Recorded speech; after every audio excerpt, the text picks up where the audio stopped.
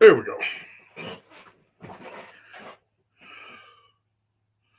Well, I guess I'm live. What's going on, guys? Sorry, I'm running a little late.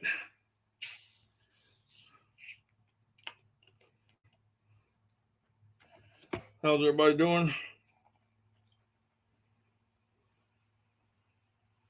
I'm running like really late. Had to get Duckalope. What's up, Chris? Hey, you want to get up on panel with me?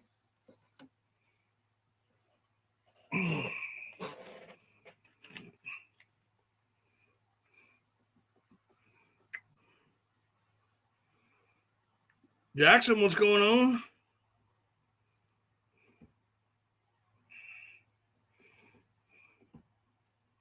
What's up, Craig?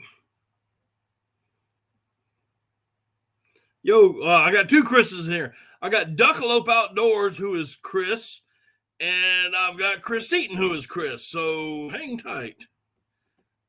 All right.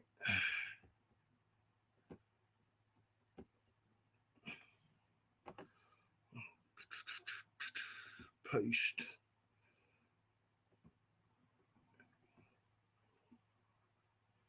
All right, there's a link in the chat room, Chris. Go ahead and click that, and it'll follow when you get there. Duckalope, if you want to come on, come on. Will, how's it going?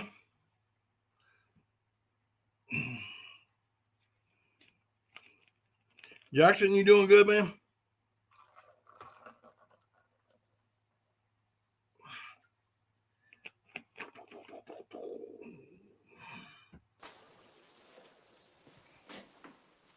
Whoa, came out of the dark. Scared me. All right. Hey, Chris. This is Chris. Chris, this is Chris. What's Nice up? to meet myself. How you doing? All right. What y'all think about the new thumbnail? I like on the it. way, should be here January 6th. All right, Craig, let me know.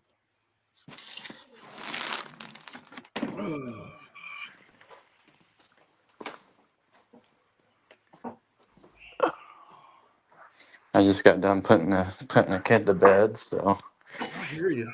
now I can go to work. Oh, I couldn't work nights. There's no way. No, I mean I make my own schedule, but Okay. I pretty much it's easier to mount birds once the kids are asleep. So and my wife and my other kid, they ain't getting home for another probably about an hour or so. Okay. Cool beans. Oh man, Chris, y'all still hunting? Duckalope. I'm just gonna have to call you Duckalope. Yeah, that's fine. Are y'all still hunting, or y'all on a split? What are y'all doing? Nope, we're wide open now. So the actual opener was what last weekend or the weekend before, and then it went out for the weekdays, and then Right. it came back in this past weekend, and then now we're wide open until the end of January, so the actual end of the legit duck season. So except for the Right. vet hunts, I got the vet hunts in February. Where are you out of? Tennessee. Okay. I'm Yeah, Oklahoma. gotcha. Yeah, you got. I think your flyway's a little bit better than mine. I We don't know got about that. a decent amount of birds around here, but I mean, I really have to go out to like Reelfoot for it, which is about a 3-hour drive west for me. Right.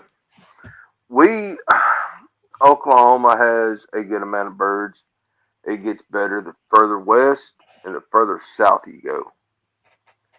Uh, Gotcha. Matt knows all my hunting. I don't have a boat, so all my hunting's walk in Yeah. unless I'm with somebody. And right now, with everything freezing and thawing in Minnesota, Wisconsin, and the Dakotas, we're just not getting the push birds we usually get right about now. Yeah. Real quick, let me run through some stuff. If y'all happen to notice my new thumbnail for my live streams, you will see that it said presented by. So, Salt Creek Custom Ammo. I'm on board with them right now, and I'm going to be shooting his ammo. Yes, I do have some other brands that I'll be shooting because I got to get rid of it. And I'm the only one that shoots a 16 gauge around here. So, anyway, Salt Creek Custom Ammo has come on board, and of course, Comp and Choke as well. So, that's why you'll see. That's why I did the new improved thumbnail for the live streams. So if y'all can get over there, and if y'all interested, please get over there and take a look at them. Tell them I sent you. Matter of fact, I got to call Comp and Choke tomorrow for a new skeet tube for my 16 gauge because I am going to be shooting a lot more TSS, and I need to open it up. So, what do you got there? Like that. It's a widgeon. Oh, I was gonna say spit bottle. I didn't know who you was talking to. I don't either. So you're liking that TSS, aren't you? I'm loving it. I'm absolutely loving it, dude. That's what you got the Swan with, right? That's what I shot the Swan with. Number 9 TSS. Good Lord. Golly. I shattered the wing with the 16 gauge. with a 16 gauge at 40 Uh-oh. yards with improved cylinder. That's crazy. Wow. So, I'm going to be, I'm getting some stuff made up now, and specifically for a sea duck hunt in January. Hey, Tina. Hey, Jeff. How y'all doing? I'm Tina, interested. Jeff, rest of the crew. If you don't know Duckalope, most of y'all should. He's been on my live streams before. Duckalope Outdoors, got a YouTube channel. He does taxidermy work, duck hunts. Y'all, please go and follow him. Chris down below. I met Chris on TikTok, believe it or not, and invited him onto the YouTube channel. And we're just going to be talking about ducks and what we're doing. It's going to be a little bit different from what I've normally done in the past. So, Charles, how you doing? Just like I said, shoot a question up. Duckalope Chris is in Tennessee, and just Chris is in Oklahoma. It's gonna be rough for you tonight. Oh yeah, it's a good thing I ain't drinking. If you don't mind, I'd like to say something real quick. Go right ahead, dude. Over the weekend, a duck hunter whom I do not know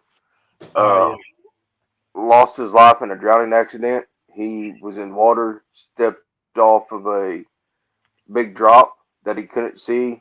Waders filled up. He never resurfaced. So at some point tonight, if everybody can just take a moment to, pray for his family. Yeah, for sure. That's rough. What state was that in again? Oklahoma. Oklahoma. Okay. Yeah, I saw that on the TikTok stuff. Yeah. I posted it on mine. I mean, and I'm gonna tell you how quick that goes, man. I lost Chris. Maybe I got him back. I mean, I stepped out of my boat on the wrong side of a flat and went into a river this year and filled up. Luckily, I was hanging on the side of the boat, but I remember seeing you get drenched. Yeah. Right. And the water was in my waders and it was dragging me, and I was barely holding on. Craig, who is in here, Craig Calder, was hunting with me, and he had to take a stick, a long pole, and grab my boat and pull it back in because the river was taking me out. So yeah, it can happen real quick, guys. Please be careful. And I solo hunt more than often, so do I. Yes, it's definitely gotta wear the life vest, even though we don't like to, and all that good stuff. I buy my waders a little bit bigger just so I can slip them off real quick. Yeah. But I also carry a pocket knife that is easy to get to, very quick to open, and if I have to cut my straps and let them fall, I can replace waders. Oh yeah. Yep. Oh yeah. Yep. Can't replace your life. Waiters, you can Right. just still buy Nope, another nope, pair. nope. Let's see here, Tana. Do you have a YouTube channel, Chris? Me? Yeah. No. Okay. Randy, what's going on? All right, that's a good question. Who's hunting in the morning in South Carolina? I am not. Our second split starts tomorrow, and I will not be hunting. Well, that's weird. You're not going to go open day second split? Nope. Not worth it. Birds aren't there. It ain't worth it. It ain't worth it. No. I'm going opening day of the second split in North Carolina. There you Oh, go. yeah, that's right. And that's next week. You know, everybody's complaining about not having water, and I understand those circumstances very well. Oklahoma has. I got plenty of water over here. Oh yeah, well, Oklahoma has tons of water. We just don't have tons of birds right now. Yeah, it's the same here bird wise. I got plenty of water, but just no birds. I mean, the birds I- are here. It's just, you're not going to be shooting limits. Yeah, I've got friends from TikTok. How me and Daddy Duck met. Can I use your real name, or do you not want me to? I don't care. It doesn't matter. Yeah, Matt's Okay. everybody knows me. Okay. From North Dakota to Minnesota to South Carolina and to Florida. And all the ones up north, it will freeze. We will see a push of birds. And then it thaws back out 4 or 5 days later, and there's no more birds. For this year's been exceptionally hot for everybody. And usually by now it's frozen solid since middle of October. You know, everybody was predicting a cold weather. I mean, I even kind of predicted a cold winter, but you got to understand, winter's not here yet. Yes, we're barely into fall until next week. Mm-hmm. Well, not next week. Yeah, next week. Yeah, Is it next? Yeah, the 22nd, isn't it? 21st, 22nd. Yeah, it's right before. It's usually right before Christmas. Right. So so technically we haven't had it yet. But what I kept telling everybody, Randy says the 21st. Yep. Okay. Grant, what's going on, man? Officially Sports. How you doing? Welcome, man. It's the first time I've seen you. Hit that like button for me if you don't mind. So anyway, they were talking about a cold winter. Well, we haven't got it yet because it's not officially winter. But I kept talking about the drought, and nobody was talking about the drought. Right. We don't have any water. Our lakes are down, are low. We don't have the water. What's up, Jay? I think it's going to be a typical year for ducks. I don't think it's going to be anything spectacular yet. It may happen in mid-Jan.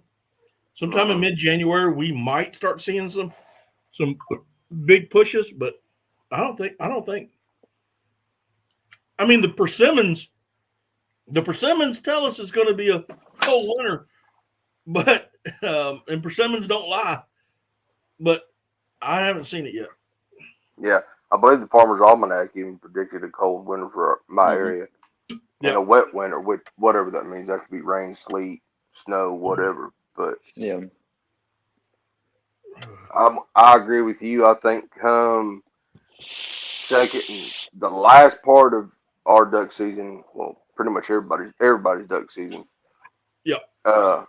Is should be a banger. Until then, it's hit and miss.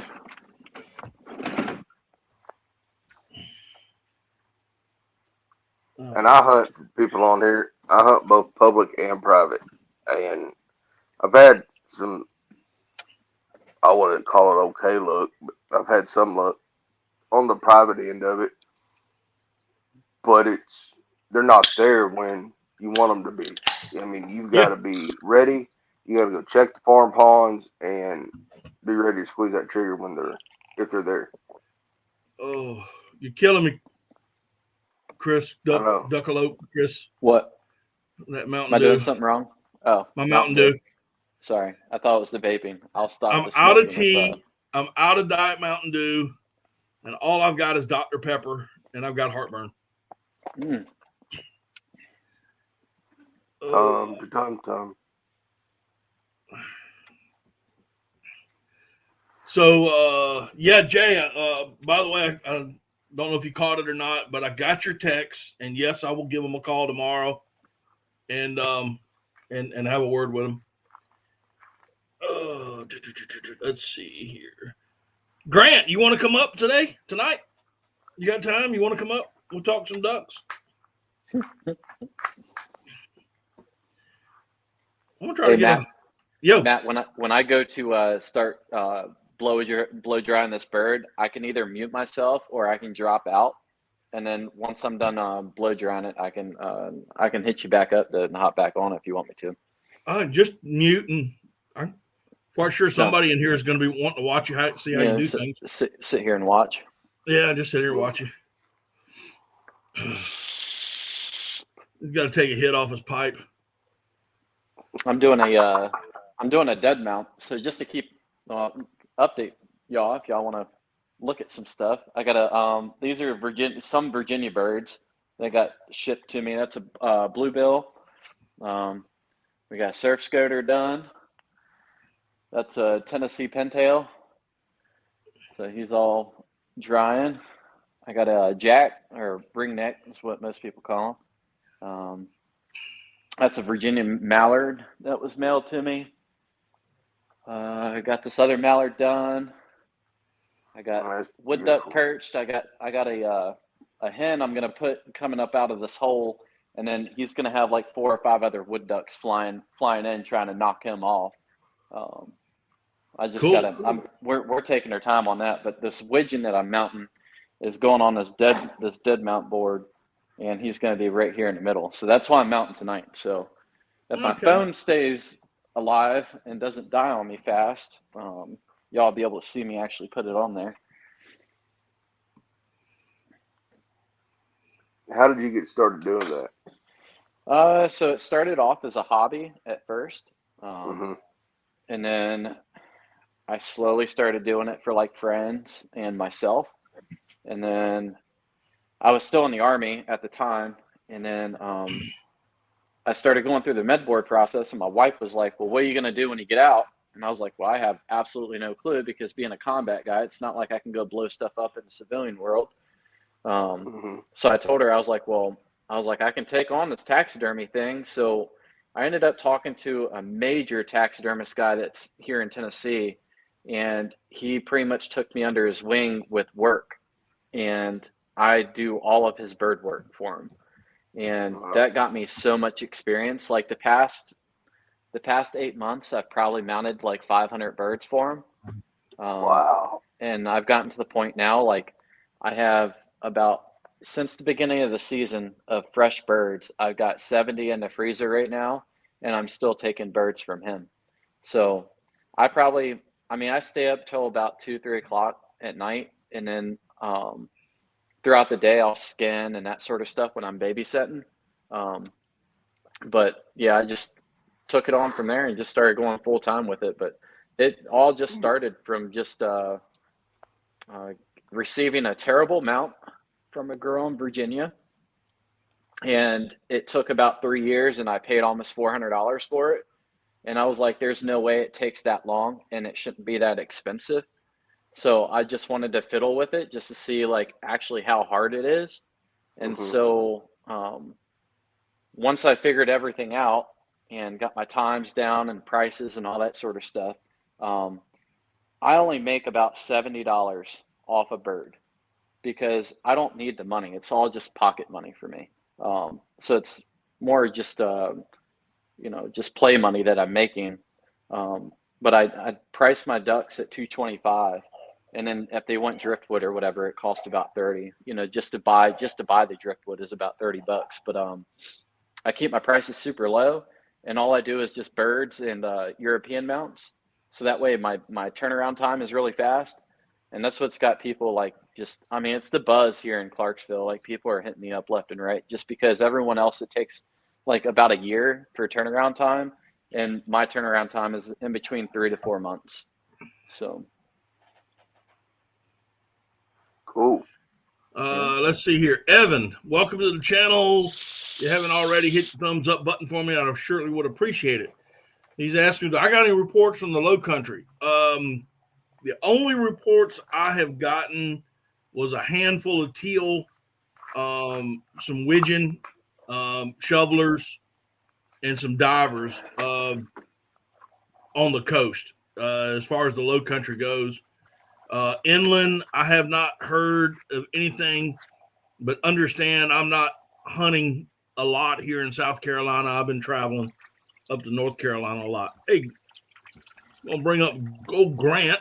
There he is. What's up? Hey guys. what's How you up? doing? Grant, go ahead and introduce yourself to the rest of the guys. I'm Grant McIntosh. I've been on YouTube for, I don't know, 4 or 5 years. I make duck hunting, fishing, a little bit of everything, worm videos, garden videos. Most recent video I'm very proud of was an awesome duck hunt from this past Tuesday. That was a good one. Man, it took a lot of, I don't know if anybody uses a GoPro Max. It's a 360 camera. In 360 mode, it's pretty awesome, but the editing is very, very time consuming. And I did it wrong the first time. I did it in the 9x16, not knowing what I was doing, and then had it all saved after a lot of hours and realized, oh, that's like a shorts video. So then I had to go and redo it all in 16:9 to make it YouTube, but I think it was worth it. Turned out pretty good. Had a little smudge on my camera lens for most of the video that kind of made it a little, made me not like it as much, but I think it turned out all right. I liked it. Thank you. I did. I watched it actually today, very while I was at work, and I need to rewatch it to be quite honest because I know I missed some things. But I liked it. I thought I saw the smudge that you were talking about. Yeah. And honestly, I started laughing to myself because most of my video is dark because I'm shooting wood ducks, and I was just laughing to myself. And but yeah, it was a good video. If y'all haven't seen it, go over to this channel and watch it, man. It's a great video. I feel like it's funny that y'all bring that up. I think it's funny that we sit here and we criticize ourselves for images being dark or having smudges, or if it's raining you end up having like the moisture on the lens and all that sort of stuff. I actually think it feels it for the viewer, and I talk to a lot of guys around here that watch my stuff, and they actually like that more than the professional type perfect imagery because they feel like it's more real. Right. Gotcha. I was actually texting a young man today. I don't know if he may be in here tonight. I don't know. His name is Spencer. Young man I met when I was getting a haircut, believe it or not. I was getting a haircut. And he walked up to me the other day while we was in Walmart. And not Walmart, Simpson's Hardware. And reintroduced himself. And I remembered him right off the bat when he walked up. And he just complimented me on the realism. So I get it. I mean, a lot of guys are they see the pile pics, they see the pile videos, but they like the realism of it as well. So yeah, I don't know. I just don't get enough views. So, but yeah, it's tough, especially like for you. I mean, you're strictly duck hunting. Right. So you're in that niche. For a channel that's got a wide variety of stuff, it's really tough because you got all these people that all they do is watch my garden videos. So then they'll scroll right past the hunting video or a fishing video. Yeah. And then you got the hunting and fishing people that'll scroll right past the garden video. So. And Billy says it's all about the titles. Yeah. Gotta put what's all the big wigs doing now? They're putting in their unbelievable Epic. or epic, Unbelievable. unbelievable, all this stuff. I'm like, I watch it and I'm like, that's just a normal hunt, dude. You just got lucky or whatever. Nothing special about it. I mean, I redid the description on that swan hunt I did to include a 16 gauge and number 9 TSS, because a lot of people didn't know that that's what I was shooting that day. You know, I was shooting a 16 gauge Right. with number 9 TSS or the improved cylinder, and I smoked that Swan. Yeah, You know, I remember you talking about that in that last video. Yeah, That's pretty cool. It's all about shot placement. yeah. And I'm getting some more stuff done up now to go on a sea duck hunt in January, and Be awesome. I can't wait. How's that Swan video doing views wise? About 450 views. There you go. You know, I've looked at some others that are in the thousands, and like I said, I don't know. And I watched those videos because I wanted to see how they put them together. And now I added a lot more, you know, because a lot of my subscribers want me to tell the story, the trip up there, getting there. They want to see the story, you know, and so I'm giving them the story. But I guess some guys just want to see something getting crumpled. Right. They don't want to watch it all the way through. Sorry. You know, I don't know, man. It's beyond me. But I see Chris went mute.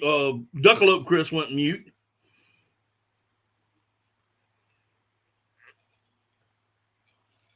Had to control some dogs. How do you feel about, I don't know what you would call it. I call it like sniping your spot. Like you go to a public spot or something and somebody watches your video. How do you feel about that? Most of the time, number one, I won't do a boat landing. I will not video a boat landing during the season. I may video a boat landing off season, which, I mean, they're all known. It's no big deal. But if I'm in a swamp, it's really hard to try to pinpoint where I'm at. Jeff, he's on mute. I don't think he's watching. Chris, if you can hear me, when you get a chance, Jeff wants to know how long you can freeze a bird before it's not worth mounting. So if it's properly. You can freeze a bird up to a couple of years. It just depends on how you prep it prior to putting it in the freezer. So if you got a fresh kill, you take the head, you lay it on its back. I like it on its back because typically underneath the wing you're going to get a lot more blood because more times than not we end up shooting the wing out of it. But the biggest thing is wrapping the feet in wet paper towels to keep the feet from drying out. And then literally you could put it inside of a grocery bag, just roll it up, get the air out, and then put some painter's tape around it just to, keep it, from unfolding, and then do it again with another grocery bag, and it'd be fine for 2, 3, 4 years in the freezer like that. Nice. Chris, you ain't going to fall asleep on me, are you? It's 30 minutes to my bedtime, buddy. It is. Then 3 o'clock 3:30 wake up calls, they come awful early. Yeah, you tired, man. Oh man, I'm exhausted. Wow, I run a punch plasma machine at work. I work for a company. We fabricate water tanks and grain silos, and we also build them. I'm in the fabrication part of it. And today was a beast. 1/2-inch steel. We ran close to 90 pieces in 10 hours. Yeah. So, yeah, I'm exhausted. Wow. A little different when you're getting up at 3:30 for work versus getting up at 3:30 for duck hunting. No, man. My wife said that. She's like, I don't understand. You'll hit the snooze alarm 15 times before you get up. But if you're going hunting the next morning, you will not set an alarm and be up exactly when you want to be up. Yeah. I had my alarm set for 4:30 this morning because the walk-in spot you can't go into until an hour and a half before sunrise. So no reason to get up too early. But I had it set for 4:30 and I woke up at 10 after 4. I was like, might as well get up. Yeah. See, that's what I like about Oklahoma. If I was going hunting tomorrow, I could go out there right now if I wanted to and just sit in my spot all night, and they won't do nothing about it. I mean, as long as you're not shooting birds or being stupid, they don't care. Oh, well, there was some guys that went in before I did to the spot I wanted to go to, but you know, I'm not going in until an hour and a half because I have seen the game warden and I don't want to get a ticket.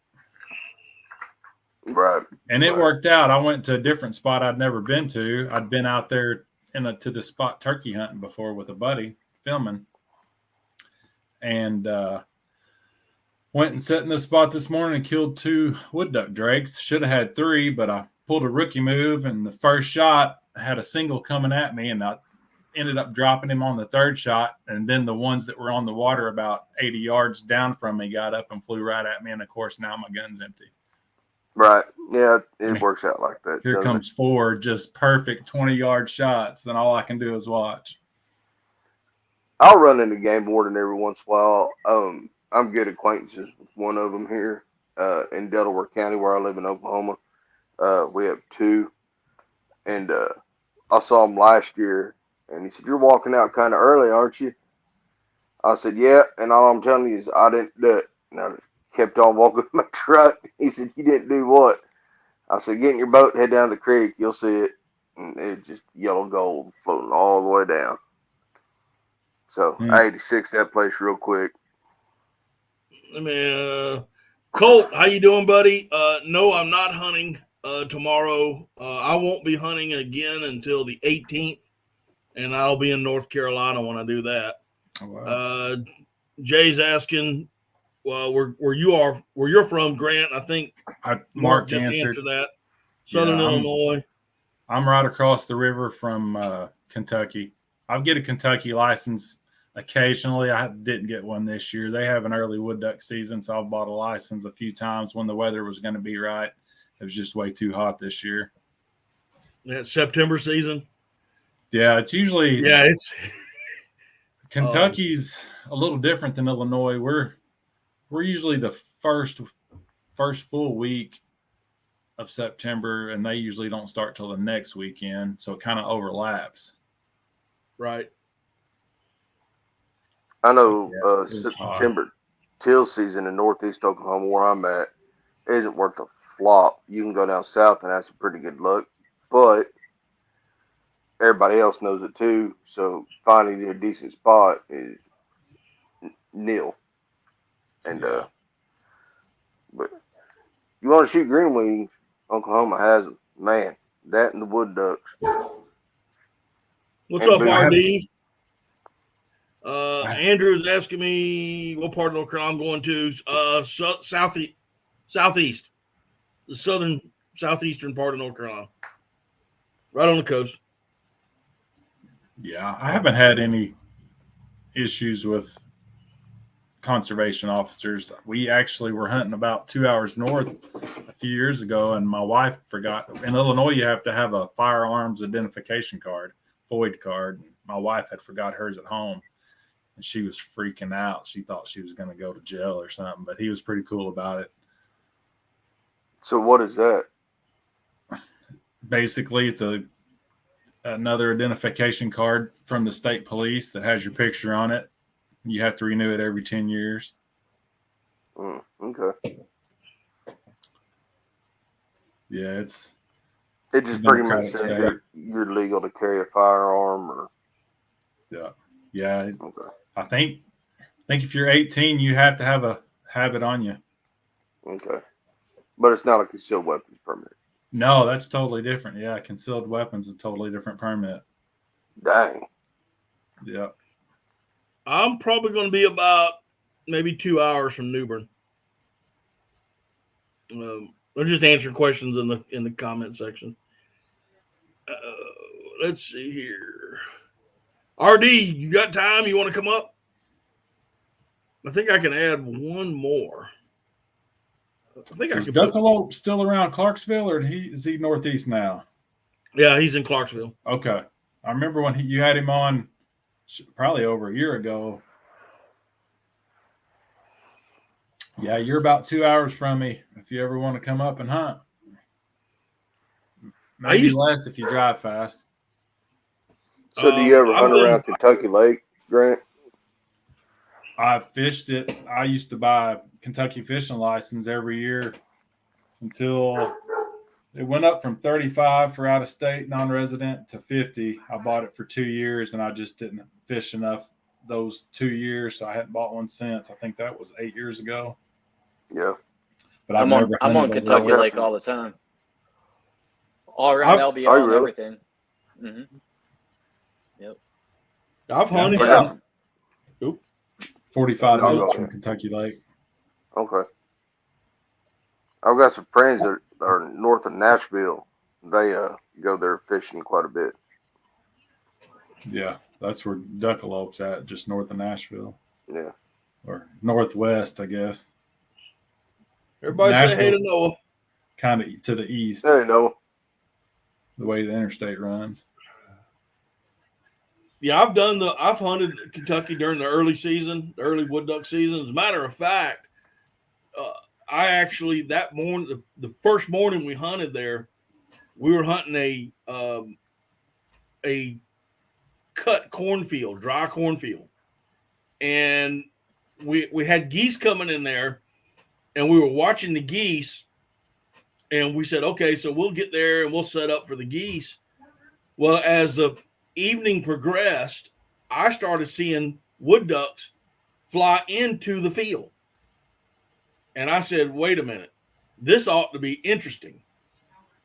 The next morning, we got up extra early. We set up a goose spread in the middle, ran over to where there was still some standing that hadn't quite cut at all, got into it, put out some wood duck decoys on the ground and a spinning wing, and I called in wood ducks, decoying wood ducks into a dry field and got them on film. I remember That's seeing cool. them. Yeah. The only thing I've had cool, like similar with the wood duck, is we were hunting and had some wood ducks laying in a pair laying in the trees up above us. We didn't know. They come in from behind us and we didn't see them, and they landed right in the trees above us. Of course, they might have got shot, but it was pretty cool. They landed in the tree. Man, coolest thing I ever had happen with wood ducks was literally standing by a pond that I have permission to hunt off of about a mile down the road from me. And they just come waltzing in there like we wasn't even there. Me and my buddy looked at each other and was like, man, why not? We let them have it. It's the craziest thing. I bet you didn't walk 20 feet from us that it crew was there or not. Yeah. But they're used to farmers and ranchers and everything where I live, I'm sure. Yeah. Oh. So Jeff's saying everybody leaves the bars and then goes and takes their spot, claims their spot. Oh yeah, I guarantee you that there are some guys on Santee right now that have been sitting there since Saturday waiting for tomorrow opening. I guarantee you. I guarantee you. I love duck hunting, but I'm not taking it to that extreme. Yeah, Colt. There's a lot of good grass on the lake now. A lot of eel grass is coming back. They actually did some planting last year, and it has taken off and is actually moving up the lake at a pretty good rate.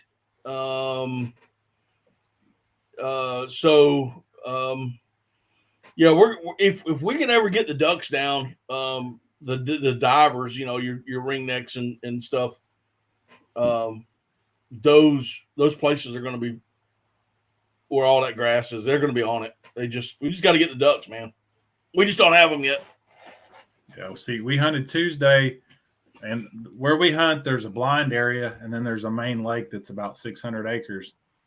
And So all the ducks hang out on the lake. So when you leave, you're like, damn, they're just hanging out on the lake. You just have to look. But Tuesday, there was probably 1,500 or so on the lake. Wednesday, it was down to like 500. And then Thursday, there was like maybe 100 on the lake. So I didn't even hunt Friday, Saturday, Sunday. Went back today, and there was some new ducks when I left the walk-in area. There were some new ducks. Looked like every one of them had their heads tucked in their wings like they'd been flying all night and just got there this morning or something. So we're going to give it a shot in the morning.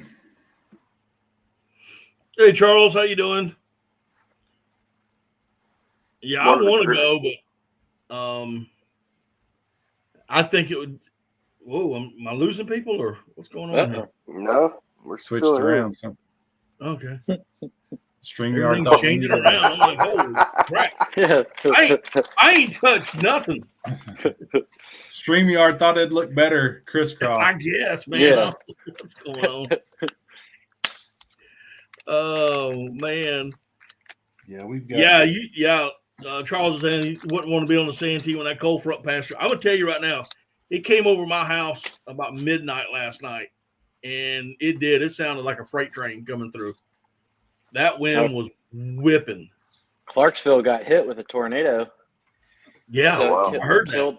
Killed some kids and killed some parents and messed up a bunch of schools. So they actually started Christmas block leave as of today.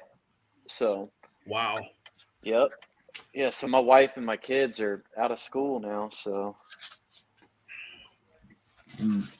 yeah, it messed it up pretty bad too. Like if you're coming up 24, like you're going up towards into Kentucky and the Oak Grove, Yeah. that's where it touched down. I mean, it tore up that place. So I think it was 2 years ago to the day that it tore up Mayfield and some other areas pretty close to there. yep. That's tough when you get a tornado this time of year. Yeah, Mhm. yeah. It was You know, 2 you got years. messed up weather. 2 years to the day that a huge tornado wiped out a bunch of stuff pretty close to there.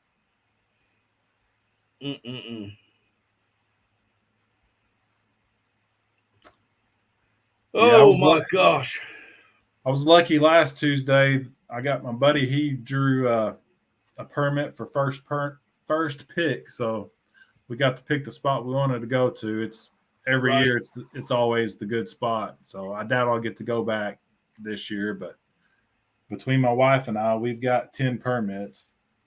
But I think her pick tomorrow is 19th. So unless 18 people in front of us don't show up, we probably won't get a good spot, but we'll get to hunt at least. Right. Now, why do some states do a permit draw and other states don't? This local spot, it was one before the big C virus came. You would have to go in, put everybody's name on a card, and then they would have like bingo balls in a machine. So if 50 parties showed up, there's 27 spots to hunt. There would be 1 through 27 on a ball, and then the other 23 to make out the 50 parties would be blanks. So you'd stand around, wait, they'd call, they call your name, and you'd either get a 1 or a 27 or in between, or you get a blank. You got a blank, you either waited around to see what was turned down or went home or went somewhere else. Well, then once the virus hit, they started doing the online. So now residents have to put in for first lottery the first week of September. And then if you don't get a draw, or non-residents start to put in like third week of September or something. And then we get to put in again for another pick. And then October 1st, it's first come, first serve, up to 5 permits. So we're sitting here at the computer October 1st at 8 o'clock in the morning trying to get our other 3 permits, and the server's down because it's not just the location we want to go to, it's the whole state trying to get their permits for every spot. Right. So it was like an hour and a half trying now, to get these are all what I would call wildlife management areas. They're managed areas. Yes. But you still have public, open public. where Right. you can go. Yeah. Right. So Tuesday we had a permit. My buddy had that first pick.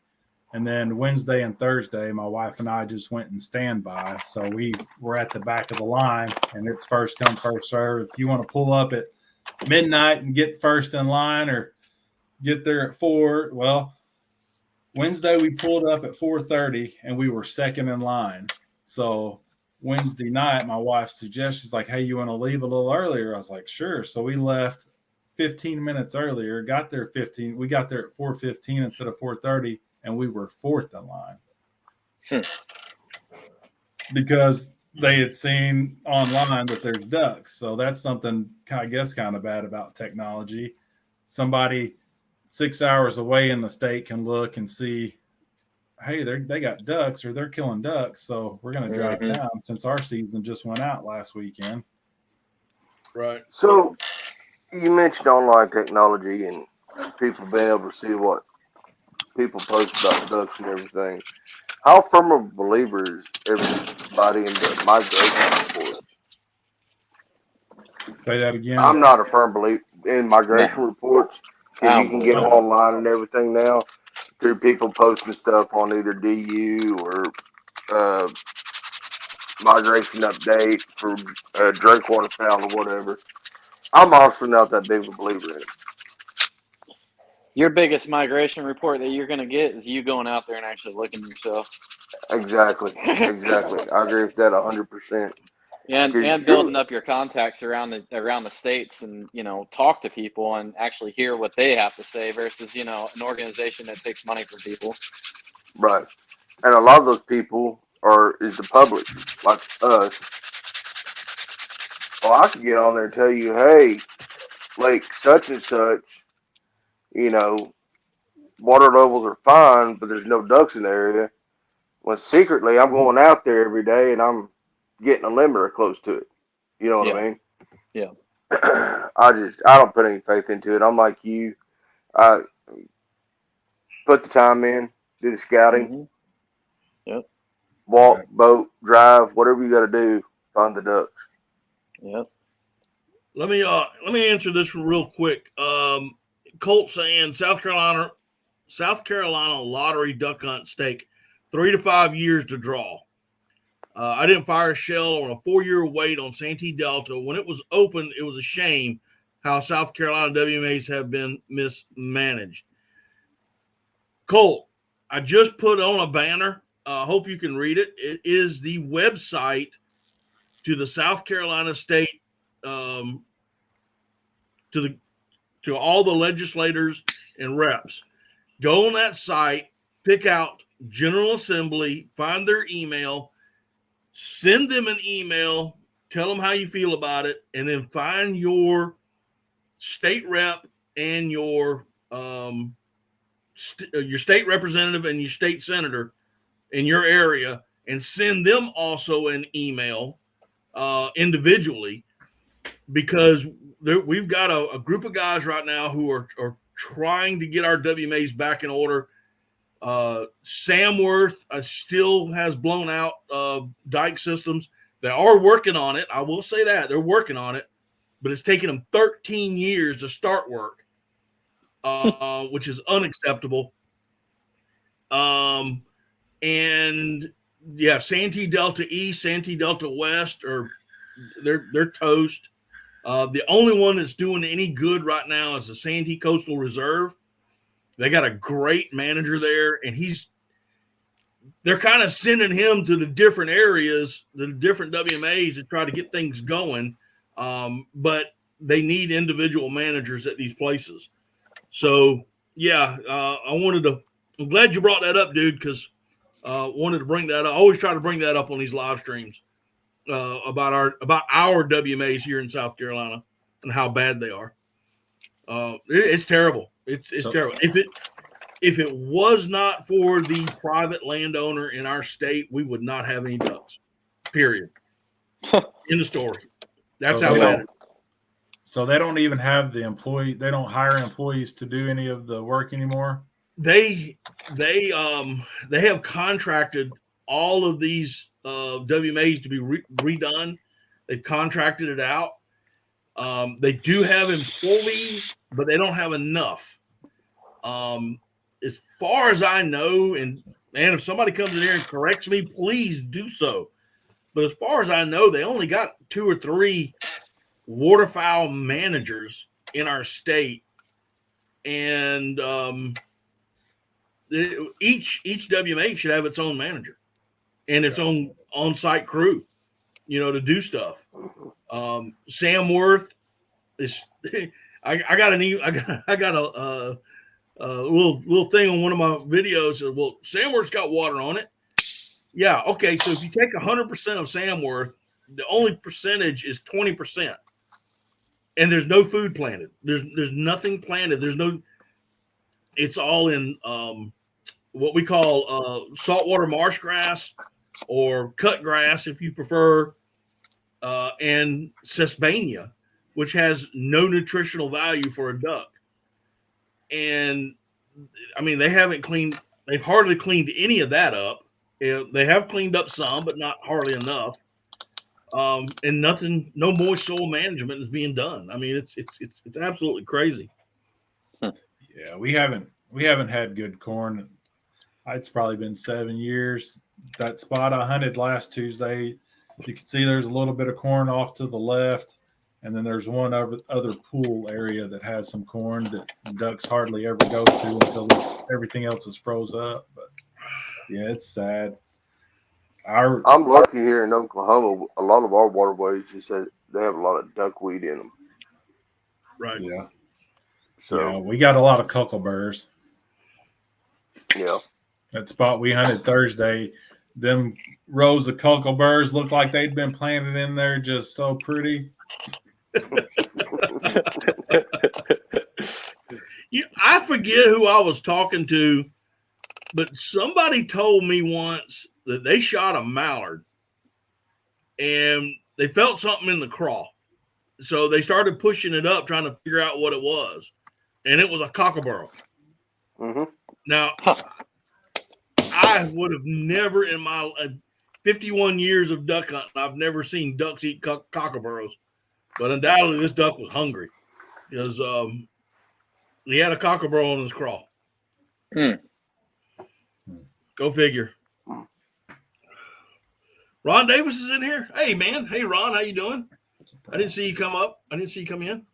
Guys, if you're new to the channel, you're here for the first time, do me a huge favor. Hit that thumbs up button in that bottom left-hand side of your screen, and it just helps out with the algorithm, man. I would appreciate it. And also, go see Grant's. I know that Mark has been posting channels in here, but look up Grant McIntosh, look up Duckalope, and Chris in the top right now. He's got a TikTok channel. So if you're into TikTok, go find him. What's your old TikTok? Yeah. Don't get me started on that. Yeah, you got hammered, dude. Old TikTok. What was you gonna ask, Matt? Your channel on TikTok. What's the name of it? O-Ark Outdoors. Okay. OR? O-Ark. O-A-R-K. The reason for that is I'm born and raised in Arkansas, met my wife, and I moved 20 minutes across the border into Oklahoma. So. Gotcha. Good old Arkansas. Evan, Yes, I sir. heard that Broad River doesn't even have any water in it. Now, whether that's true or not, I don't know, but that's what I heard. I have not been there. But I got word that even Broad River they didn't even flood Broad River this year. Or if they did it late, or So if you hear of anything, let me know, man. Yeah, we've got a few spots that have more water than last year, but there's other spots that have less. It's weird. It's mainly dry here too. Yeah, we're 3 foot low right now. Last time I looked, there's just not enough water and food. If they do come, they're going to be on private land. Yeah, That's all we got. I mean, our WMAs are not done right, and It's terrible. Well, I will say, and for at least my part, northeast Oklahoma right now, the ducks that came down in late October, when everything froze up north in the Dakotas and Wisconsin and Minnesota, the only reason the few are here that are staying around my area is strictly because of really the ranchers and cattle farmers feeding their cows corn and feed and stuff like that. It gives them plenty to eat out in the Yeah. field.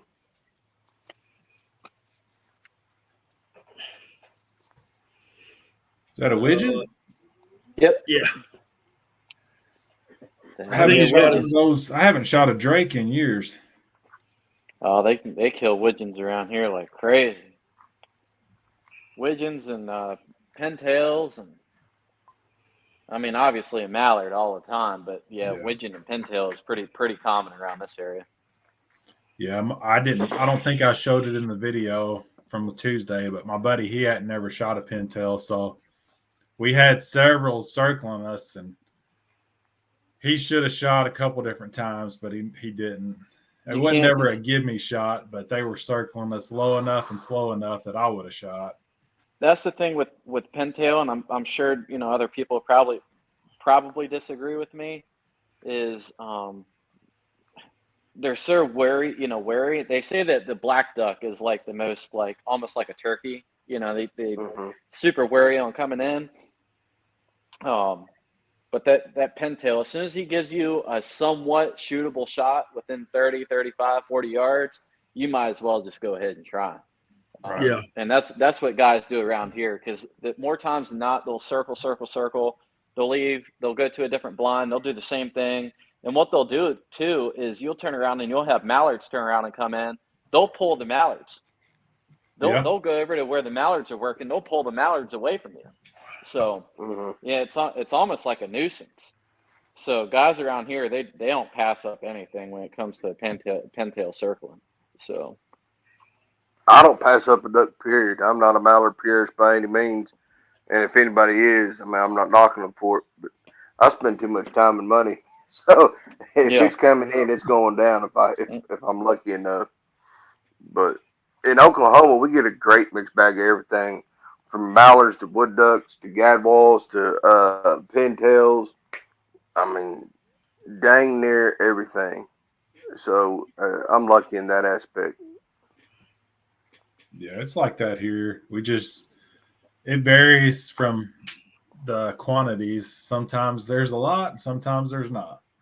yeah. hmm I know, let's see, 2 years ago, it actually got cold enough in my part of Oklahoma that both the lakes and Grand Lake and Lake Coochie, and Grand Lake's a big lake. Grand Lake actually has more shoreline than the state of California. And Lake Coochie all froze up. Well, every duck hunter knew where they was going to go, and that's usually my hunting spot, which is the Spavinaw that feeds into Lake Coochie, because the water's constantly flowing there. It wouldn't freeze up. It wasn't even hunting. It was just halfway point your shotgun in the direction you'd hit a duck. It was the best time I ever had in my life. It was Right. great.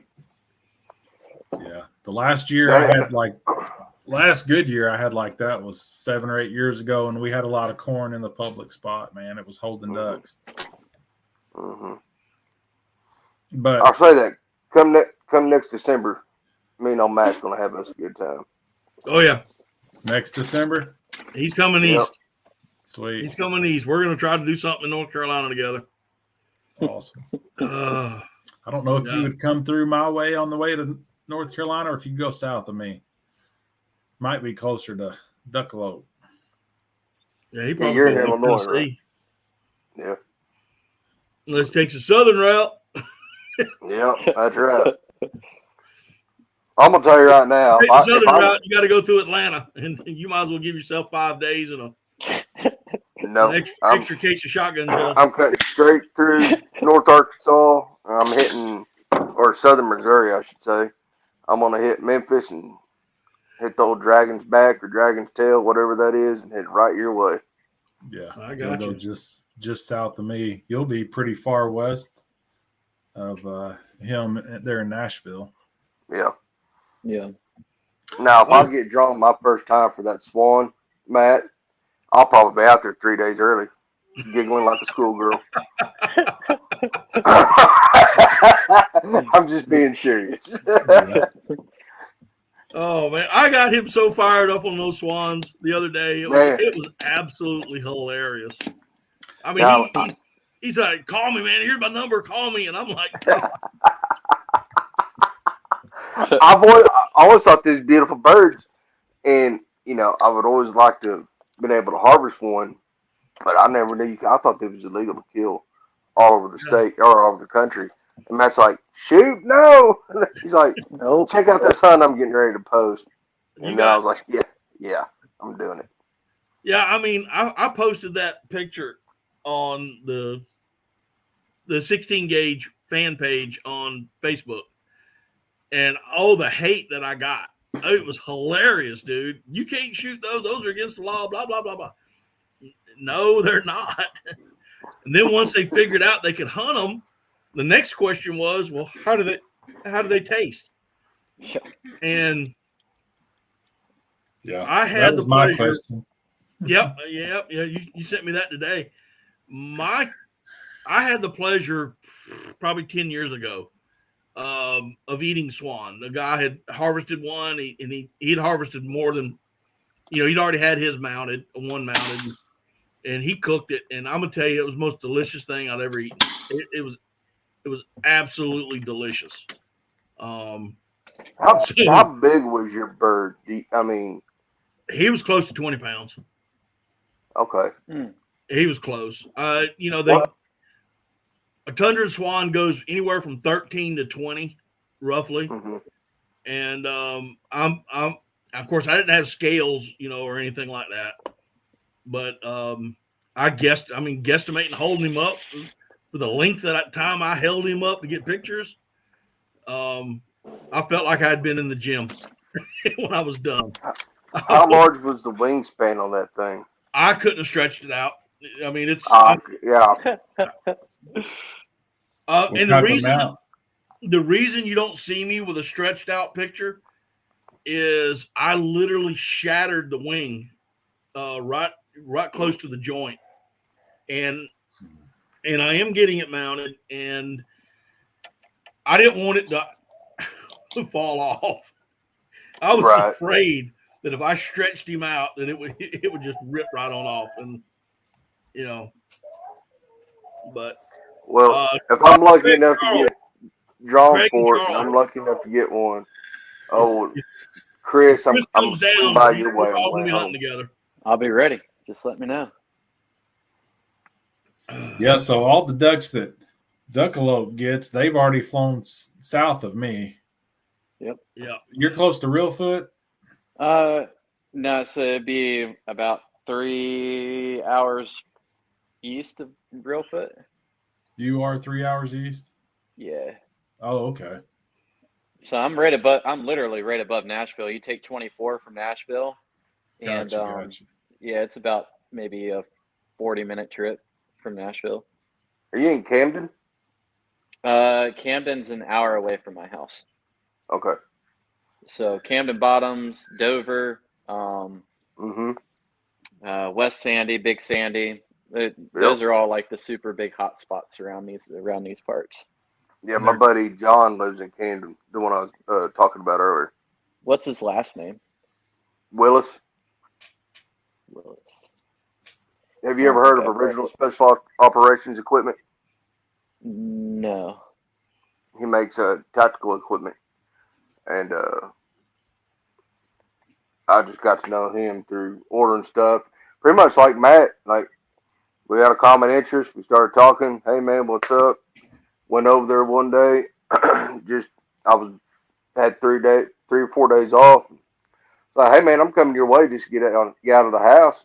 He said, come on. There you go. He's a cool dude.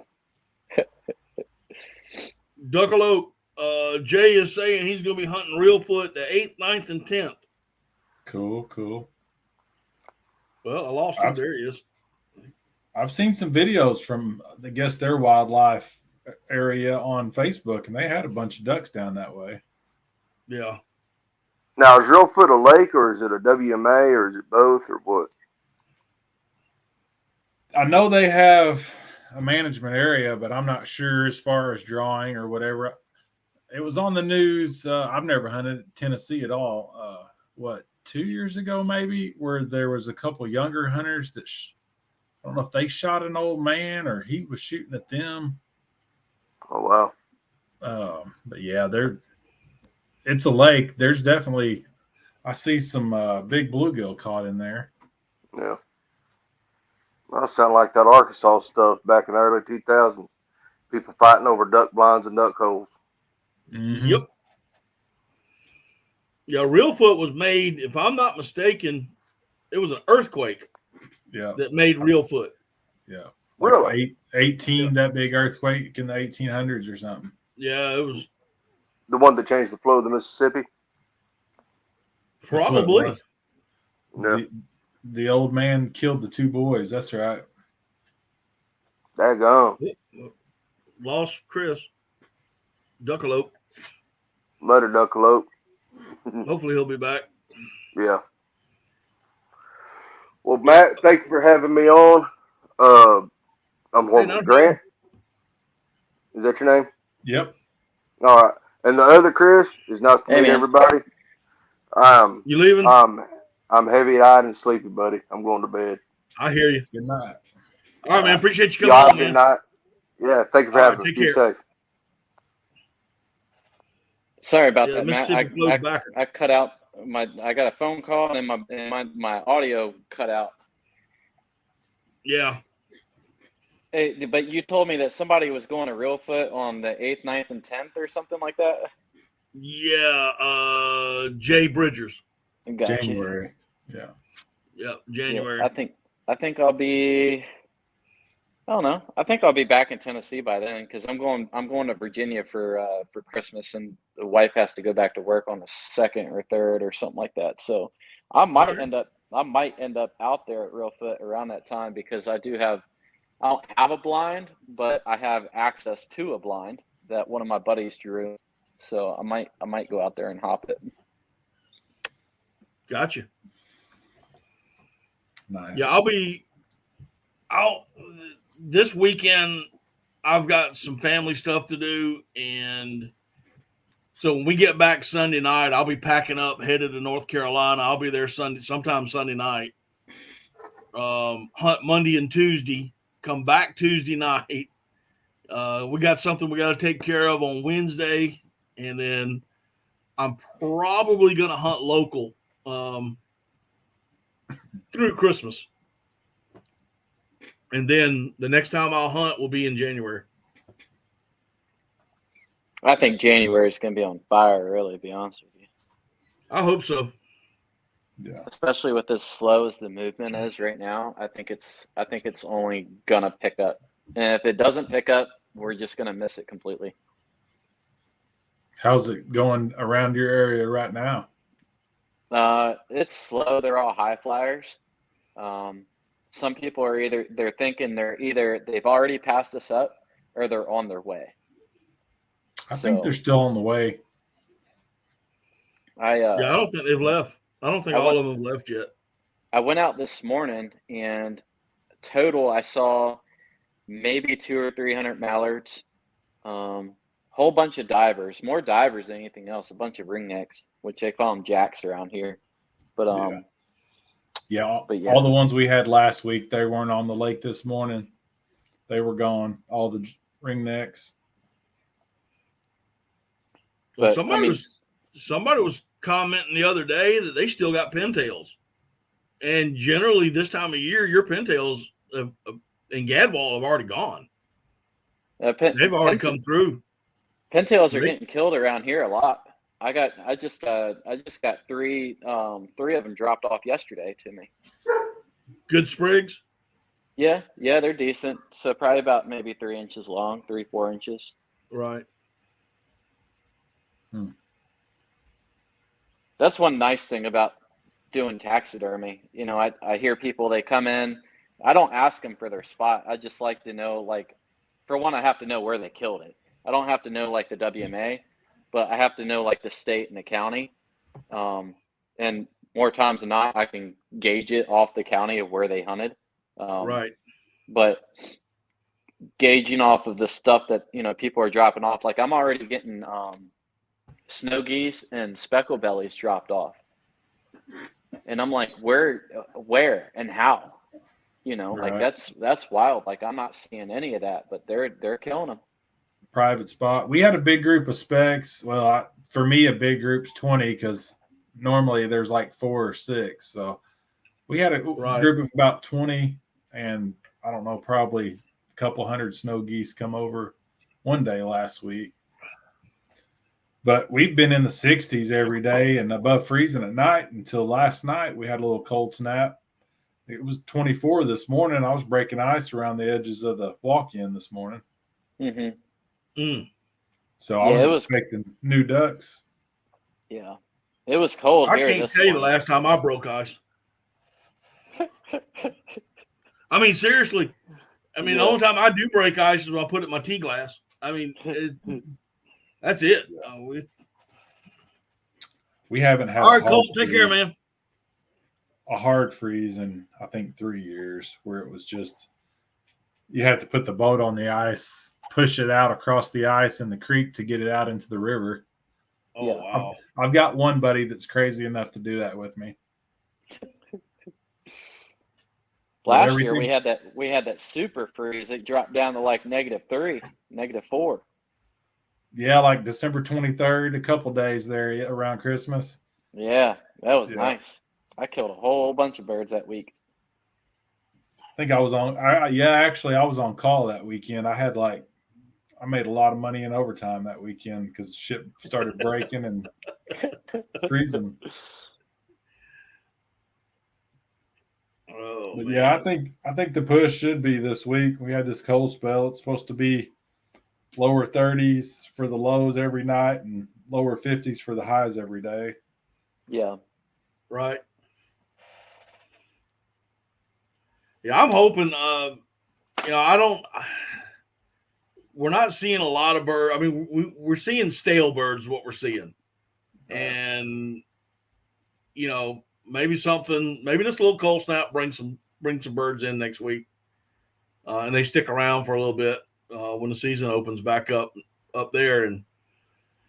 But I'm gonna hit them hard for two days and then come back down here. I think we're going back to the holiday hole. That's that where I did that Thanksgiving hunt at.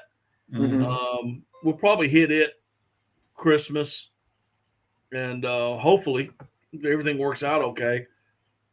And I've already decided I'm going down the slough, setting up a tripod, and I'm hooking a big camera up, and I'm turning it on, and I'm just letting it roll. Letting it roll, yeah. Yeah, and I'm not even going to worry about the GoPros because it's just too dark. It just doesn't allow enough light in. Yeah. And if y'all could have seen, I mean, golly, man. I mean, those wood ducks were turning to our calls, coming in, decoying in on top of us. I mean, I probably let 15 go by me because they were too close to shoot. They were just too close to shoot. And every one of them was called. Every one of them. We would see them fly by us. We'd hit the wood duck calls. We'd start hitting the jerk strings, and they'd turn and literally lock up and start doing this number coming in. And when they came out of the dark and into the light, they were like, I mean, if I had a dip net, if I had one of them long handled dip nets, I could have caught them. Easy.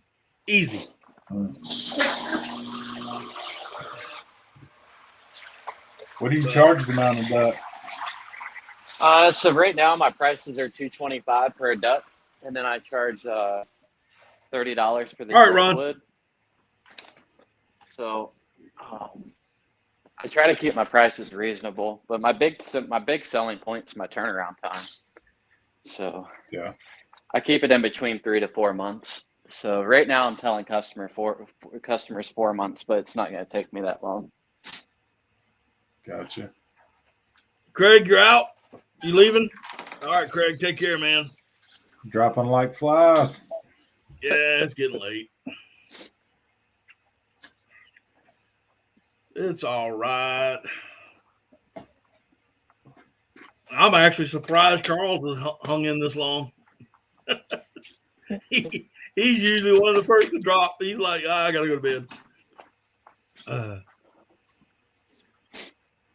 man, I just got to do something with my cameras. I gotta find something that allows more light in those dark situations. And GoPro ain't it. And I have noticed that my Tacticam on my gun barrel works really well in low light. On some of the testing that I've done with it, while I'm out there.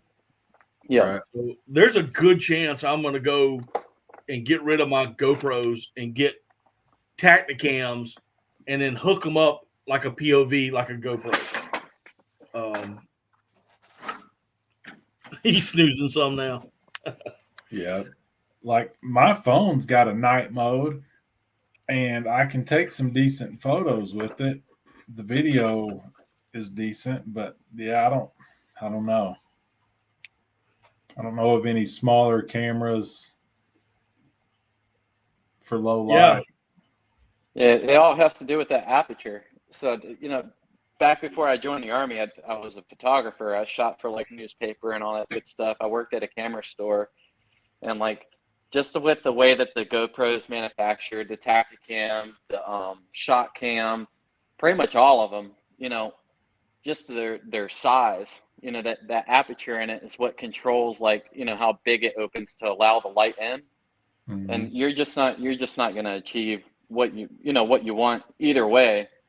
There might be some settings and editing that you can do to try to help it, but at the end of the day, if you don't have a big camera with like a 2.8 lens on it, you're not going to do the professional type stuff. Mm-hmm. And that requires a cameraman. Yep. Right. I think that GoPro Max has some great potential. Like I said, I'm just now figuring it out how to edit it to even make it to the right format for YouTube. But I think it definitely has some potential if you can keep your lenses clean. Yeah, that's the tough part. I mean, do you want to drag an expensive camera through all that crap, that we drag our stuff through? Mm-hmm. So today was the first time it went in the water. I forgot to tell my wife that. Uh-oh. But I think it was fine. It's supposed to be waterproof. I've just been scared to put it in the water. Yeah, I got one of those little sleds you pull, and I had the camera sitting up. I was walking out and it knocked over. Sure enough, tipped right in the water. I was like, oh. Mm. I might make a short out of that because I was recording. Oh man, I've had that happen. I had my camera on a tripod, and matter of fact, it happened this year. And I had it on a tripod, and I got my new puppy Bougie, and she's running everywhere, full bore, and she hit a leg, and my camera just went on the tripod, went straight into the mud. I mean, I spent hours cleaning that. I mean, it didn't damage it, it didn't hurt it. It was just caked in mud. Right. And I think if you still look at it, you still get the residue still on it. Oh yeah, I dropped like flies. Everybody went out. How many people we got watching? 9. 9. Had up to 20. I saw 20. It's not Jay's out. All right, Jay, take care, man. Yeah, it starts. You get about an hour into it, and then usually about 20 minutes before I decide to cut this off at my 2-hour mark, they it shoots back up. Uh-huh. And it's a Monday night too. People got to work and Yeah. school and all that good stuff. There he is. Salt Creek is still here. Keith's over there, hopefully making me some shotgun shells.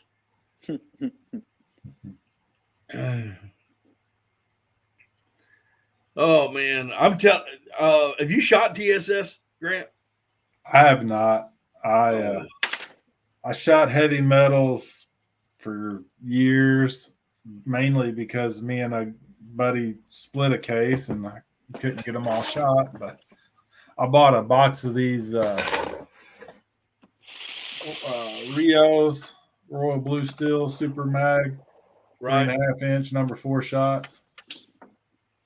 That's what I bought. I bought a case of these, I think, from Rogers last year, and I shot a pair of mallards on the last day of season last year, and that was it. I've already killed 9 this year. I think I went 6 for 7 last Tuesday. Wednesday, when I go with my wife, I won't shoot unless she's out. She shoots 3 times, then I'll start shooting. And she shot a mallard drake that she should have just smoked. She shot at him 3 times and missed, so I pulled up and just dropped him, and that was the only duck we shot at that day, Wednesday. And then Thursday, there was a mallard drake that come in. I'll definitely have to post this video because I don't call much, but he was looking, so I started calling a little bit, and he swung out wide, and I thought she was watching. And she lost him when he got behind us, and I didn't know it. And I mean, as soon as he got behind us, he fell down in the hole just right behind us. And I'm waiting for her to shoot, and she didn't even know. And I turned, and I'm like, Janet. And she didn't see him. And I was like, behind us. And so she's looking behind me where she shouldn't. By this time, he's coming out to our left, and she didn't shoot until he was about treetop high. I never even grabbed the gun. I started. So far, I've been impressed with them. I mean, I killed the crap out of some ducks Tuesday. It makes a difference if you got ducks to shoot at too. Exactly. I started shooting bismuth because I had the old 16, the old Belgium 16, and so I've gotten used to bismuth. And then I met Keith with Salt Creek Custom Ammo, and he wanted me to test out some TSS for him, and I did. And holy cow, the patterns that I'm getting out of that stuff, and at the distances. I mean, I'm not advocating sky busting by no means, right? But you can reach out and touch them, and you're opening your choke because it's TSS and the way it patterns. And Keith will probably yell at me here in a minute because I probably don't explain it right, but it's going so fast and it holds a pattern so tight that you literally need to open up as much as you can. So if you've got a skeet tube, put it in and you'll hold a pattern. I shot one at 70 yards just to see what it would do. A 12 gauge TSS, I believe number 8 or number 9. It's with a skeet tube, and I had well over 50% still in the 30-inch circle. Nice. You can't. I mean, my gosh, that's impressive. And when I told him, I said, I want to shoot a 16 gauge at a Swan, and he's like, okay, why?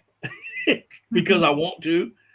And so he made me the number 9s. I mean, it's got a 1 ounce load, 1 ounce load. And man, I'm telling you, I mean, proof's in the pudding. I smoked it.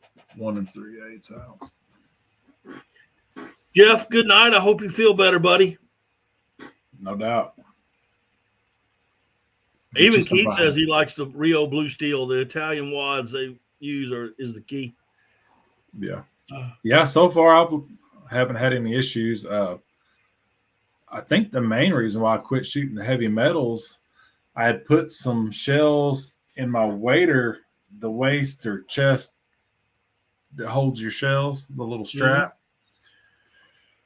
and got down in the water, going to our spot. We were hunting in the water, standing in the water, and it was probably 18, 20 degrees, and these shells wouldn't work.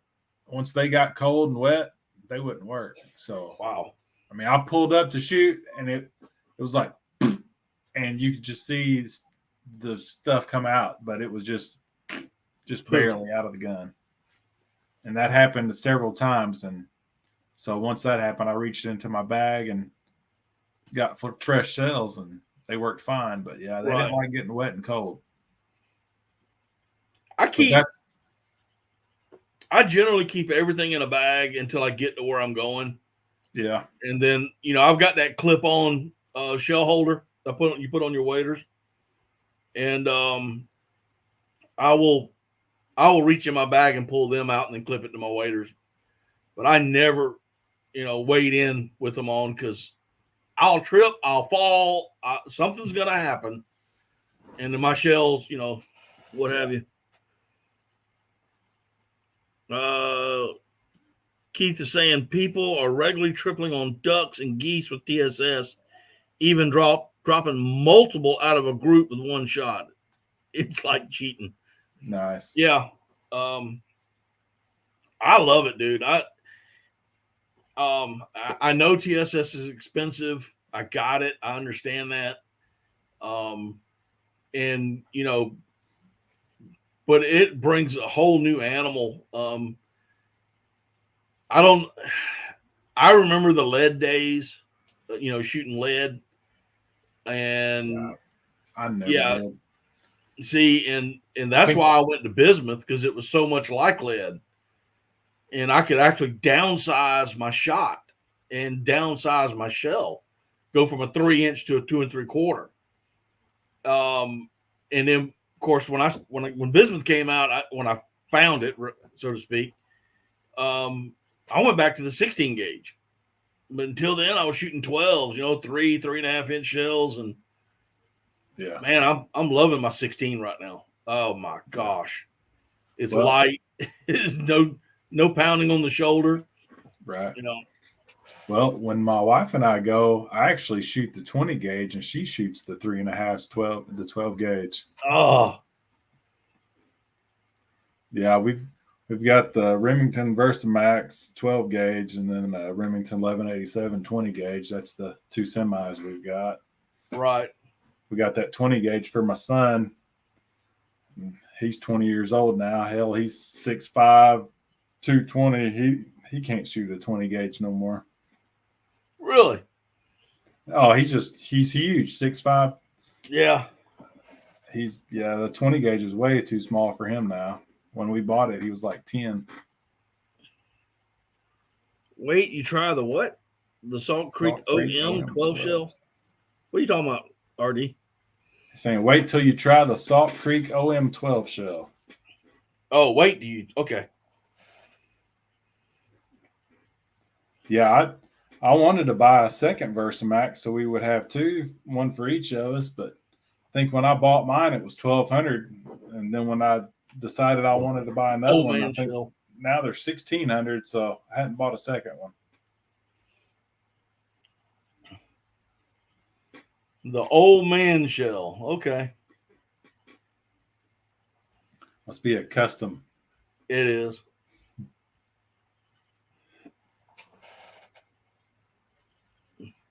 Mark says, I still shoot a 3.5 because they don't make a 4-inch. Might as well. Yeah, I'm in love with this stuff. His bismuth is awesome. As a matter of fact, every duck I have shot this season was with a number 7 bismuth. Nice. And mallards, teal, everything I've shot so far this year have all been shot with number 7 bismuth.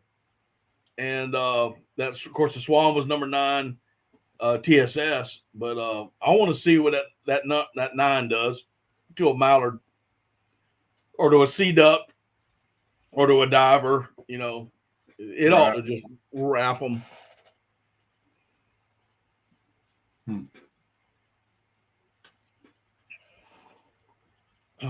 He's saying it. Used to work at the old Remington Outdoor Company. I bought a Versamax Waterfowl Pro for $500. Wish I'd have bought a handful. Say, I give you $1,000 cash for one. There you go. You care if I show my gun on your channel? No, they don't like to see the guns. That's why I got my cabinet closed behind me. All right. Say I got it laying right here. Yeah, dude, I've had a lot of people want to see my 16. I say, watch a video. Yeah. Watch a video. Right. It's just, I don't know. It's something about the live streams, dude. You can talk about them. You just can't show them. I don't get it. I was going to say, I did a live duck hunt one time, but I didn't do any shooting. It was slow. So I was like, I'll go live. I've been wanting to do a live while I'm duck hunting, but everywhere I go here lately there's been no service. You know, there's not enough service to do a live stream. Right. Mm-hmm. I used to try to do it on TikTok, but can't do that no more. I'm all banned up now. For mountain live?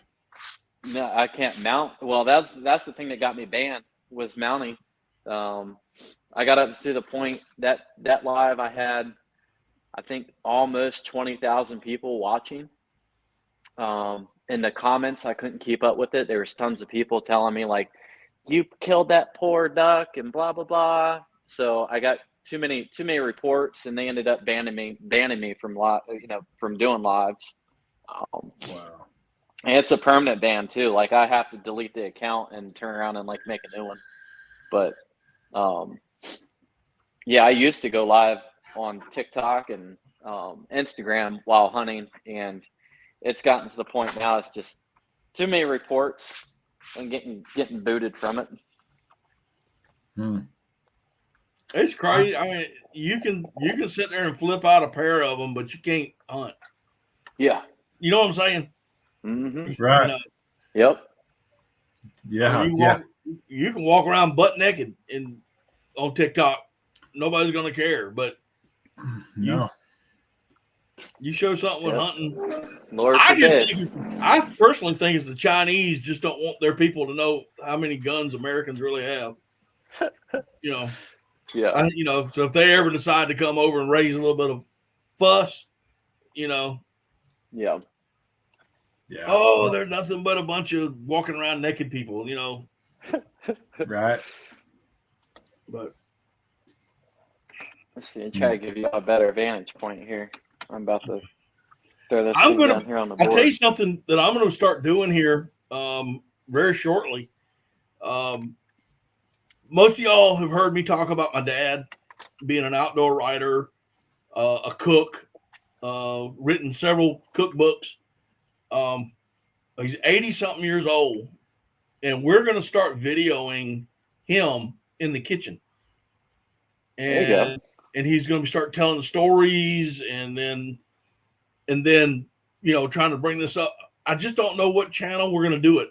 I don't know if we're going to put it on my channel or if we're going to create something for him and kind of go back and forth with that. Yeah. They say it's better for the algorithm if you stick to one niche, but it's your channel. You can do what you want. Right. Mm-hmm. Right. And I've got some cooking stuff on my videos, on my channel. He's done a crazy old man. He's already done a couple of TikToks, that kind of thing. But we're hopefully maybe one night this week I'm gonna go over there and help him put something together. Maybe just for TikTok, maybe just for something on his TikTok. I don't know, but something to, we're going to try it out and see what happens. I'd love to do a cooking video with him in my kitchen, doing wild game, that kind of stuff. Would be neat. I think it'd be funny. If nothing else, you're going to see a father and son duo yelling at each other. You know, There you go. Say the only issue I've had with YouTube and dead animals, I had it's still up, a ring neck. I think it was how to clean a duck video. It was a ring neck. This has been years ago, 4 or 5 years ago, probably, maybe longer. And it was limited to monetization. right? But I appealed it and they made it okay, green lighted it. But other than that, I mean, I've got a lot of dead animals on my channel. Deer, ducks, Yep. geese. No issues. I don't think YouTube is really Not as strict. as they used to be. Yeah. I mean, at one time they were pretty strict, Mhm. but I think they all of a sudden realized of the ad revenue from hunters and fishermen that I think they just backed off a little bit, Yeah. in my opinion. That's probably true. Yeah. I mean, you click on somebody's video, and especially if they've been around a little bit. There's a lot of ads, a lot of outdoor ads on those things. Right. Mhm. You know, I'm starting to see a lot more on mine. You know, Yeah.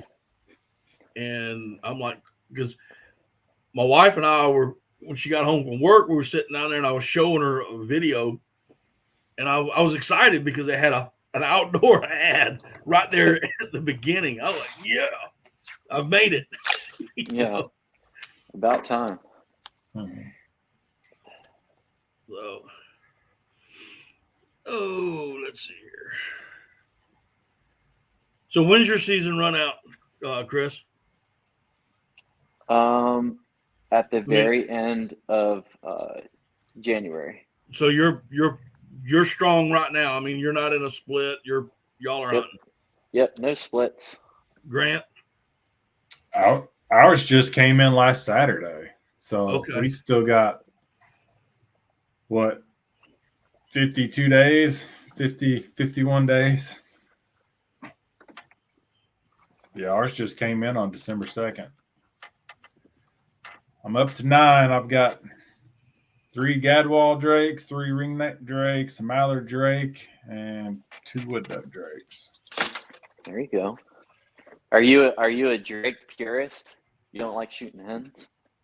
I have done that before. If it's a knockout day, I have done that before. Me and one of my buddies, he's actually no longer with us. Me and him did that one time. We were like, let's only shoot drakes. But no, that's just how it's worked out this year. Just Gotcha. luck of the draw, especially on them ringnecks, man. They sound like jet fighters. Yeah. All right, Charles. Have a good night, man. Good night. Yeah, I'm an equal opportunist. I don't. Yeah, they all eat the same. I ain't been able to taste the difference. No, I think it's cool because the hens are going to produce more than likely they're going to produce more. Of course. That's the only reason. Kind of like shooting a doe before you shoot a buck. I said that wrong. Yeah. I know what I you guess that helps manage too, but I don't know. Yeah. Well, I everybody wants to see drakes posted. I mean, it's just that simple. Yeah. But I'm like, you know what? That I eat these things. I eat them. I eat them all. I mean, yeah. Well, I've cleaned. They don't stay in my freezer long. I'll bring them home, put them in the freezer, and try to figure out, okay, what am I going to do next with this? I want to try something different, and then I'll, all right, RD. Well, we're dropping like flies now. Right. Yeah. Seriously. That mallard I shot Wednesday. My wife actually fried it up for our son Wednesday night. Oh, awesome.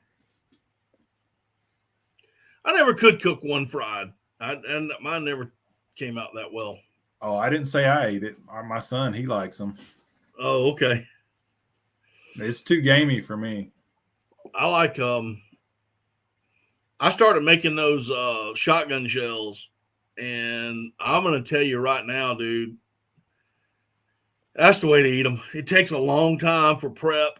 It's a long prep time, but man, you put them on the smoker. When you bring them off, they're absolutely delicious. Yeah, they sound good. I think about my best way is soaking in Italian dressing, wrapping it in bacon, putting it on the grill. Yep, it's tried and true. Tried and true. We do a lot of steaks. We'll cook them like a steak. I'll fillet the breast out and then fillet the breast open. Mm-hmm. So it's very Yep. thin, and it's a charcoal grill. I mean, it takes longer to get the charcoal right than it does anything else. Season it up with Montreal steak seasoning. Hit it on that hot grill for 3 minutes, flip it 3 minutes, and serve it. Done.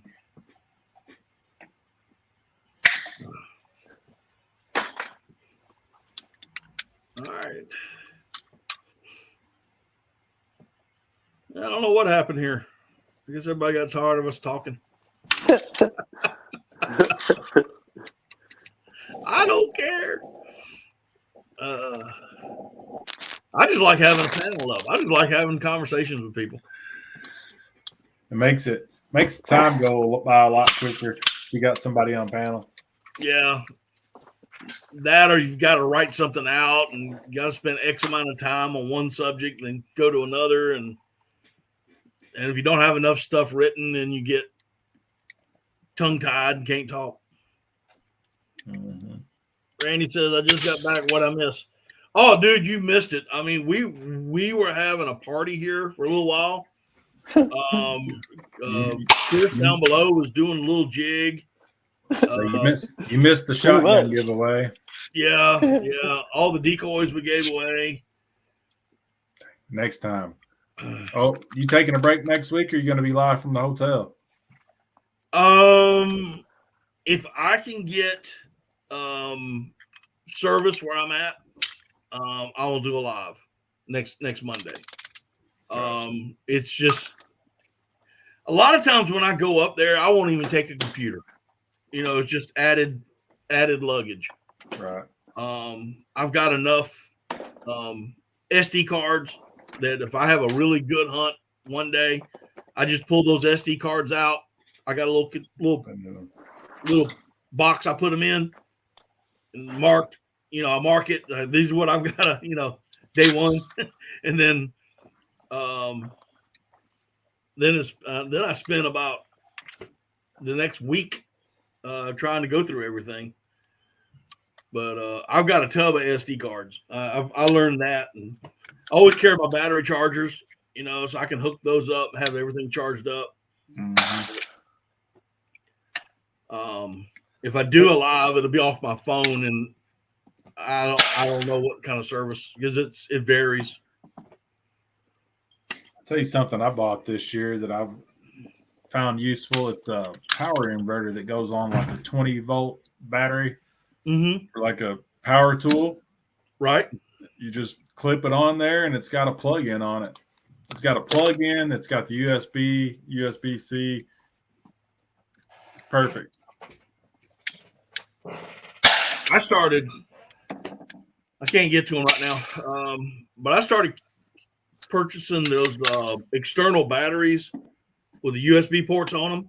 Right. And like you got your GoPro and you got the gooseneck. Mm-hmm. I'll take an M4 holder, magazine holder for an M4. Mm-hmm. And those batteries will slide right in there, and the little it just slides right in. It's tight, and I just throw them over the gooseneck and I clip them down, and I just plug those into my GoPros, and I don't carry extra batteries at all. And they'll run for 8 hours. That battery will hold them for 8 hours, easy. Heck yeah. I've been on turkey hunts where I just, I've got cameras set up all over the place, to catch different angles, and I'll sit down in the blind and put my gun in the corner and go to sleep, or whatever. Nice. And just video everything. I can my little Sony Handycam. I can actually plug it to one of the batteries and just run it. Runs great. I will tell you, if you got I think it's GoPro 7 or above, you can actually take the internal battery out. Now, it's not waterproof anymore, okay, because you've got those doors open. But you can take the battery out and plug it straight to one of those external batteries and run it. Right. If it's rainy or if it's going to get wet, then I'll put an external battery in it, and then I'll close all the doors. Put the doors back on it. Gotcha. The only one that won't do that is the GoPro 3 that I have, 3 Plus. I've got to have the internal battery in it for it to work like that. But that battery keeps it charged. So. Yeah, that's a good idea. I don't think I could do that on the GoPro, on the Max. Mark said, I started using external batteries since I was up fishing with Cody. Cody's, when he came down here, he's the one that turned me on to that. He got both of y'all, didn't he? He did.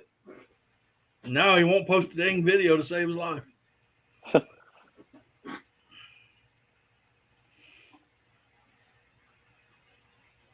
Sometimes it's nice to leave the cameras at home and just enjoy life. Yep. Mm-hmm. Yep. Don't have to worry about anything. Mm-hmm. Then you have a great hunt and go, man, I wish I'd have got that on film. Definitely, yeah. Yeah, that hunt I was talking about with the shells getting frozen, that would have been an awesome one to have on film. And you never have a camera on when you want it. I mean, I don't care if you have 100 cameras out there, you're going to miss something. At those couple times that I have fallen, and I'm completely underwater, and all I've got is you see the gun stuck up in the air. I'm trying to keep it dry, and I'm coming up. I'm trying to get my feet up under me. Yeah, that sucks.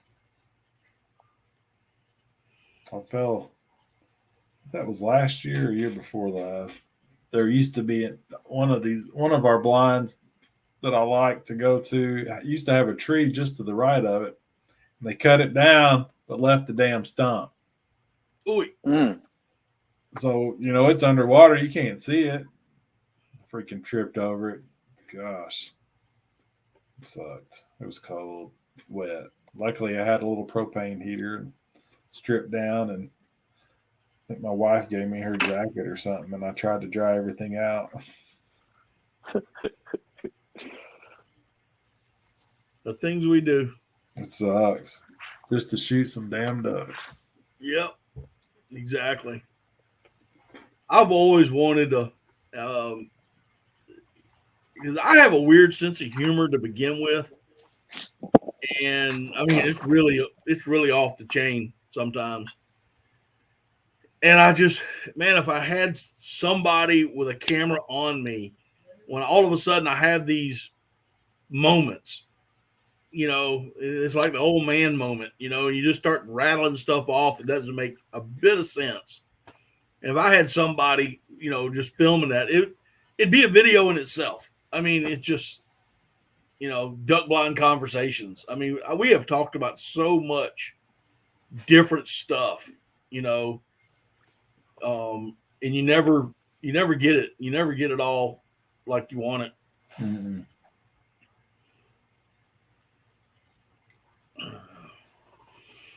Oh, well. Well, hopefully tomorrow I'll get that first banded duck on film. Man, let me know. I ain't shot a band in years. I've shot one goose. I think I shot it in 2010 and it was banded in 2005.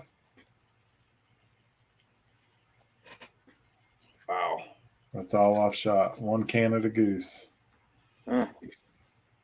I've got a handful on my lanyard, but yeah, it's been a I've been on hunts.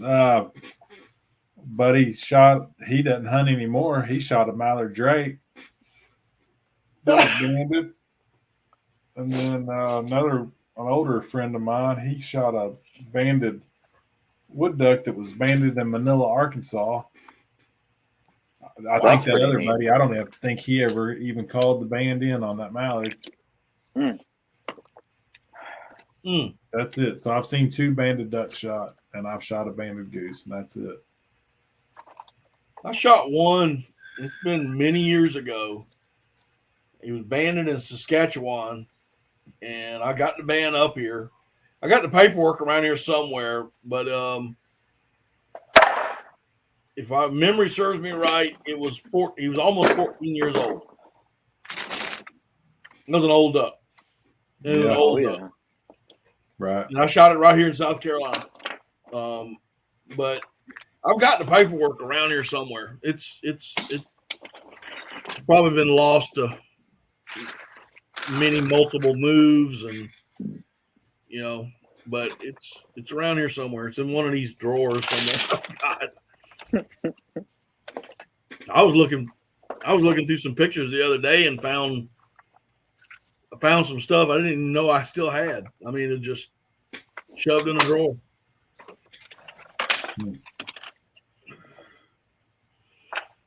All right, we're about to get to the fun part now. Well, that's cool because we got about 9 minutes left. There we go. All right, so y'all be able to see about 9 minutes worth of preening. We got about 9 minutes, and we're gonna call it. We only got one person in the chat. It almost lasted the whole mountain. Only one? Okay. Dang it. Yeah, Sorry. I think it's only Mark. I think Mark's the only one here. Mark or Randy, one or the other. You're probably sleeping. Yeah, Done ran everybody off. Sorry. that's all right. I don't care. I just enjoy having the conversations with people, man. Yeah, I can't remember the last mount I got. It's been, the last mount was my deer. That's been 3 years ago. It's been a while. I need to shoot something worth mounting. Yeah, that's what everybody says. I mean, and a lot of people also, they'll turn around and go out and kill something. They'll be like, "Should I get this mounted?" And it's like, really, it's in the eye of the beholder. Right. Do you think it's a cool duck, or does it mean something to you? It's like, Yeah. If it does, then get the thing mounted. Like, what does it matter what other people think? Exactly. Right. That's with the duck or deer or whatever. If it's your trophy and you got the money to mount it, do it. Well, I'll look at it. I can't tell you how many European mounts I've done in the past, since deer season started. And like, I got a whole bunch of massive deer. Actually, you know what? I'll show you the biggest 6-point I've ever seen in my life. And it's just a 6-point, but like, look at the spread of this thing. Can you get? Yeah. Hold on. And like the base of it's about as round as a silver dollar. Wow. So yeah, the spread on it's 24 inches. Could you tell by the teeth the age? The teeth were worn down, and I'm not the best at gauging it. But from what all the deer hunters that's come by to say, to see it and talk about it and all that good stuff, they're all saying it's probably about a 3-year-old deer. Oh. So it only makes me wonder what it would be like at 4 or 5 years old. But the smallest one I did, it was a boy that lives probably about 30 minutes away from me. I didn't know him or anything like that. He just randomly hit me up, and it was a tiny little 4-point. And I mean, he was the most ecstatic about it. He brought it by. He was like, "Man, I killed this deer at 50 yards. It's my first deer ever, blah, blah, blah, blah, blah." He was fired up. And like, I turn around and get like this massive deer dropped off. Like, I did an 18-point last month, and the guy dropped it off, and he was like, "Yeah, it's just a, little 18-point I killed on Fort Campbell." And I'm like, "Little?" Are you kidding me Little. right now? Like, I would be fired up right now. I'd be super ecstatic. But yeah, they just, I don't get it, man. Say, what else you got on your wall already? Damn. Yeah, that's what I'm saying. It's like 18 points, but they're all talk about scores around here. So if it's Yeah. not scoring like a 250 or something like that, I don't know. Right. But that's If I'm not scoring the meat to put on a grill, I really don't care about what he's got on his head. what I'm saying. You know, I eat deer. Yeah. I mean, I hadn't even been deer hunting this year. And the reason is I've had 3 deer dropped off at my house. Yeah. Yeah. I just, hey man, you want one? Yeah. Just let me know when you get back from the processor. They come by and drop it off. And I'm like, yeah. Yeah. Randy Nettles, you've got my kind of luck there with the bands. Oh, yeah, really.